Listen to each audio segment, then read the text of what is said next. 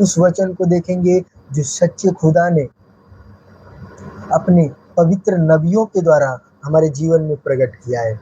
अब जहाँ कहीं से हैं प्लीज़ आप कमेंट करें, सब्सक्राइब करें, और आपको जुड़ने के लिए मैं आपका धन्यवाद करता हूँ कि हमारे लाइव में आपका स्वागत है।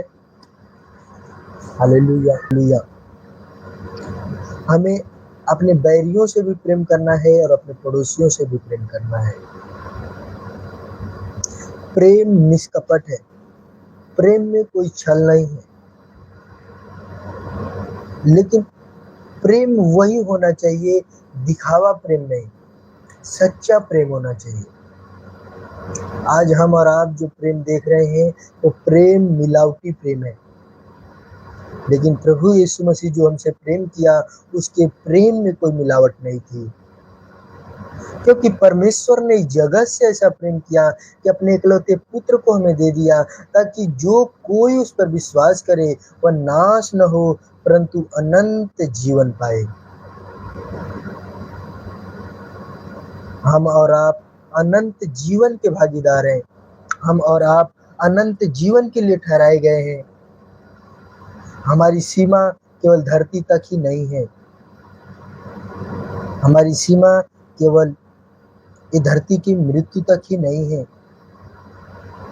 वहां तक कोई सीमित नहीं है, उसके आगे का भी जीवन है। उस जीवन की खोज हमें और आपको करने की जरूरत है, और ये मिलेगा कहाँ? केवल प्रभु यीशु मसीह के द्वारा। प्रभु का वचन कहता है कि चंगाइयां आपको हर जगह मिल जाएंगी, छुटकारा आपको हर जगह मिल जाएगा, सत्य की बात बताने वाले आपको बहुत लोग मिल जाएंगे, आपको समझाने वाले बहुत लोग मिल जाएंगे, लेकिन सत्य की डगर बताने वाला कोई नहीं मिलेगा, जीवन की बात बताने वाला कोई नहीं मिलेगा, पवित्रता की बात बताने वाला कोई नहीं मिलेगा। केवल एक ही है मात्र जो आपके जीवन को परिवर्तन कर सकता है, उसका नाम यीशु मसीह है। उसने कहा है यदि तुम मुझ में बने रहो, और जो इस बाइबल में जो वचन लिखे हैं वो वचन तुम में बना रहे, तो तुम जो कुछ चाहो वह तुम्हारे लिए हो जाएगा। वो पृथ्वी पर भी होएगा और वो स्वर्ग में भी आपका पूरा होएगा। वो कहता है परंतु मैं तुमसे यह कहता हूं कि अपने बैरियों से प्रेम रखो और अपने सताने वालों के लिए प्रार्थना करो। प्रभु का वचन कहता है कि हमें अपने बैरियों से प्रेम करना है, अपने सताने वालों के लिए प्रार्थना करना है। बहुत से लोग कहेंगे कि कौन है कि अपने दुश्मनों से प्रेम करने के लिए कह रहा है? ये कौन है जो अपने बैरियों के लिए प्रार्थना करने के लिए कह रहा है, उनकी भलाई के लिए सोच रहा है, अपने दुश्मनों की भलाई सोच रहा है? कौन है जो उन्हें सताते हैं और तुम उनकी भलाई करो? ऐसा कहने वाला कौन है धरती पे? वो मनुष्य में ताकत नहीं है। मनुष्य कह सकता है कि तुम्हारे एक गाल पे कोई चमाट मारे तो दूसरा गाल उसकी फेर दो। वो मनुष्य में ताकत नहीं है कि तुम अपने दुश्मनों के लिए प्रार्थना करो, बुराई के लिए नहीं, उनकी भलाई के लिए प्रार्थना करो, अपने सताने वालों को आशीष दो। इन मनुष्य में वो सामर्थ्य नहीं है, केवल एक ही है, उसके पास बेशुमार सामर्थ्य है, बेशुमार आशीषें हैं कि वो हमें सामर्थ्य देता है। हम अपने बैरियों को भी क्षमा करते हैं, अपने सताने वालों के लिए भी हम प्रार्थना करते हैं, उनके लिए भी हम दुआ मांगते हैं खुदा से कि खुदा उनके जीवन बदल जाए, उनके मन बदल जाए। प्रभु ये धरती पे प्रेम का संदेश लेके आया था। प्रभु यीशु मसीह इस धरती पे छुटकारे का संदेश लेके आया था, उद्धार का संदेश लेके आया था, मेल मिलाप का संदेश लेके आया था, हम और आप उस संदेश को ग्रहण नहीं किए। यीशु मसीह का वचन कहता है, जिन्होंने उसे ग्रहण किया उन्होंने अनंत जीवन को पा लिया। जिसके पास पुत्र नहीं उसके पास जीवन भी नहीं है। जिसके पास यीशु मसीह नहीं है उसके पास, मेरे प्यारे भाई बहनों, जीवन नहीं है। आपके पास सब कुछ मिल जाएगा, आपको आसानी से धन मिल जाएगा, आपको आसानी से चंगाई मिल जाएगी, आपको आसानी से सिखाने वाले, बताने वाले, समझाने वाले मिल जाएंगे, लेकिन आसानी से उद्धार नहीं मिलेगा, आसानी से स्वर्ग नहीं मिलेगा।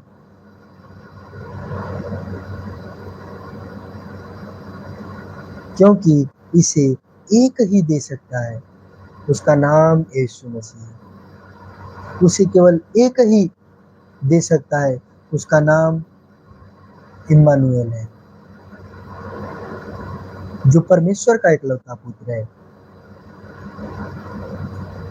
वो कहता है, जिससे तुम अपने स्वर्गीय पिता की संतान ठहरोगे, क्योंकि वह भले और बुरे दोनों पर अपना सूर्य उदय करता है और धर्मी और अधर्मी दोनों पर मेह बरसाता है। क्योंकि यदि तुम अपने प्रेम रखने वाले से ही प्रेम रखो तो तुम्हारे लिए क्या फल होगा? क्या महसूल लेने वाले से वाले भी ऐसा नहीं करते? परमेश्वर कहता है कि मैं धर्मियों और अधर्मियों को भी आशीष देता हूँ। धर्मी के भी खेत में बारिश होती है और अधर्मी के खेत में भी बारिश होती है। वो कहता है, क्योंकि भले और बुरे दोनों के ऊपर सूर्य उदय होता है। परमेश्वर पक्षपात नहीं करता है। जो पाप करते हैं, जो बुराई करते हैं, जिनके अंदर छल है, कपट है, जिनके मन अशुद्ध है, जो घमंड, अहंकार, क्रोध, ईर्ष्या लोगों से रखते हैं, जलन रखते हैं, उनसे भी मेरा परमेश्वर प्रेम करता है। उनके ऊपर भी सूर्य उदय करता है। धर्मी के भी खेत में बारिश होती है और अधर्मी के भी खेत में बारिश होती है। ईश्वर कहता है, आज न तो कल ये बदल जाएगा, आज न तो कल ये बदल जाएगा। वो अवसर देता है, मौका देता है, उन लोगों के द्वारा हमें शिक्षा देता है, उन लोगों के द्वारा हमसे बातें करता है कि भाई तू ये गुनाह छोड़ दे, भाई तू ये पाप छोड़ दे। वो हमें कई ऐसे संदेश भिजवाता है मनुष्यों के द्वारा और हम विश्वास नहीं करते। क्यों? हमारी आंखें खुली नहीं है, हमारी आंखों पे पट्टी बांधा गया है, हमारे आंखों पे पर्दा है। जब तक हमारे आंखों पे पर्दा है तब तक हम ईश्वर को नहीं पहचान सकते हैं, हम सच्चे खुदा को पहचान नहीं सकते हैं। इस संसार में आपको सारी वस्तुएं प्राप्त हो जाएंगी, इस संसार को आप हासिल कर लो, लेकिन आपके पास जीवन न हो तो वो सब कुछ व्यर्थ है, हवा को पकड़ने के समान है, पानी को पकड़ने के समान है, सब व्यर्थ ही व्यर्थ है। इस संसार की किसी भी वस्तुओं में आपको आनंद नहीं मिलेगा, संसार के किसी धन में भी आपको आनंद नहीं मिलेगा। आप संसार में सोचते हो कि हम शादियां करके हम आनंद को प्राप्त कर सकते हैं, उसमें भी आनंद नहीं है। कुछ क्षण भर का ही आनंद है, फिर हमारे ऊपर कलेश आते हैं। आनंद तो हम भाग के ढूंढते हैं, पैसों में ढूंढते हैं। पैसा हमारे पास बेशुमार पैसा होने के बावजूद भी हम सोचते और पैसा चाहिए, उसमें भी आनंद नहीं है, शांति नहीं है। क्यों? ईश्वर कहता है सब कुछ व्यर्थ ही व्यर्थ है। आप इस संसार को प्राप्त कर लो, ये दुनिया को प्राप्त कर लो, आपको आनंद प्राप्त नहीं होने वाला है जब तक तुम ईश्वर को प्राप्त न करो। जब आप ईश्वर को प्राप्त कर लेते हो, सच्चे ईश्वर को अपने दिल में आने का अवसर देते हो, तभी आपके जीवन में आनंद की भरपूरी आ जाती है, शांति की भरपूरी आ जाती है, और आपको स्वर्ग से आनंद प्राप्त होता है, और वो आनंद कभी खत्म नहीं होता है। क्योंकि परमेश्वर का वचन कहता है कि तुम मांगो तो तुम्हें दिया जाएगा, ढूंढो तो तुम पाओगे, खटखटाओ तो तुम्हारे लिए खोला जाएगा। आज हम ईश्वर से नहीं मांगते हैं, हम मनुष्यों से मांगना जानते हैं, हम मनुष्यों के आगे हाथ फैलाना जानते हैं, लोगों के सामने हम गिड़गिड़ाना जानते हैं। ईश्वर कहता है तुम मुझसे मांग, संसार की सारी आप किसी से मांगोगे, वो व्यक्ति आपको देगा, लेकिन फिर आपको उसको दोबारा देना पड़ेगा।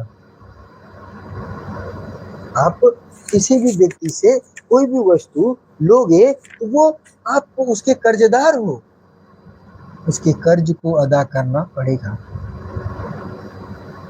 उसकी वस्तुएं आपको फिर लौटानी पड़ेगी। लेकिन खुदा जो देता है, परमेश्वर जो देता है, यीशु मसीह जो देता है, वो दोबारा लौटानी नहीं पड़ती है, दोबारा देना नहीं पड़ता है। हालेलुया, यही तो आनंद है। पिता वही होता है कि दे के मांगता नहीं है, लेकिन संसार है आपको देगा और दोबारा मांग लेगा। मेरा खुदा ऐसा नहीं करता। वो कहता है हे परिश्रम करने वाले लोग तुम मेरे पास आओ, हे परिश्रम करने वाले और बोझ से दबे हुए लोग तुम मेरे पास आओ, मैं तुम्हें विश्राम दूंगा। प्रभु उन लोगों से कह रहा है कि हे विश्राम कर, हे बोझ से दबे हुए लोग, हे परिश्रम करने वाले लोग। प्रभु परिश्रम करने वाले लोगों को बुला रहा है, जो मेहनत करते हैं उनके मेहनत का फल उन्हें नहीं प्राप्त होता है। उनके पास जो झोली है वो झोली में डालते हैं, लेकिन वो झोली नीचे से फटी है, क्योंकि उनका मेहनत व्यर्थ है, उनका परिश्रम व्यर्थ है। मेहनत कर कहाँ पे रहे हैं उनको ये नहीं पता। गड्ढा वो उस जगह खोद रहे हैं जहाँ पे पानी प्राप्त नहीं होगा। आप मेहनत उस जगह करो जहाँ से आपको कुछ लाभ हो, कुछ प्राप्त हो, जिससे आपके जीवन में एक उन्नति हो। Hallelujah, hallelujah. प्रभु कहता है कि तुम प्रार्थना करो। आज हमारी प्रार्थनाएं किस प्रकार है? प्रभु कहता है प्रार्थना करते समय अन्य जातियों के समान बकबक न करो, क्योंकि वे समझते हैं कि उनके बहुत बोलने से उनकी सुनी जाएगी। इसलिए तुम उनके समान न बनो, क्योंकि तुम्हारा पिता तुम्हारे मांगने से पहले ही जानता है कि तुम्हारी क्या क्या आवश्यकताएं हैं। अतः तुम इस रीति से प्रार्थना किया करो, हे हमारे पिता, तू जो स्वर्ग में है, तेरा नाम पवित्र माना जाए, तेरा राज्य आए, तेरी इच्छा जैसे स्वर्ग में पूरी होती है वैसे ही पृथ्वी पर भी पूरी हो।